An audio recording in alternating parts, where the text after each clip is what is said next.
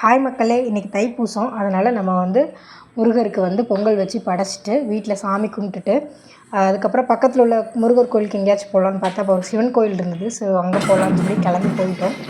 இந்த சிவன் கோயில் பார்த்திங்கன்னா இப்போ புதுசாக எடுத்து வெளியில் பின்னாடி கட்டிகிட்ருக்குறாங்க. இந்த சிவன் கோயில் 500 வருஷத்துக்கு முன்னாடி இருந்தே இருக்குது. ரொம்ப பழமையான கோவில்.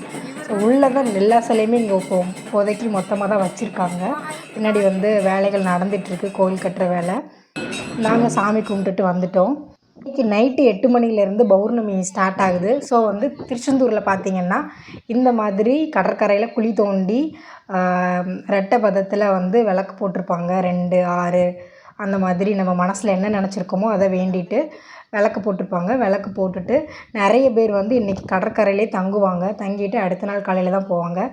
இன்றைக்கி எங்கள் வீட்டிலேருந்து அம்மா போயிருந்தாங்க. ஸோ இந்த விளக்கு எரிஞ்சு முடிஞ்ச உடனே விளக்கெல்லாம் ஒரு ஓரமாக எடுத்து வச்சுட்டு குழியை தயவு செஞ்சு மூடிடுங்க, இல்லைன்னா நிறைய பேர் விழுகிறதா சொன்னாங்க.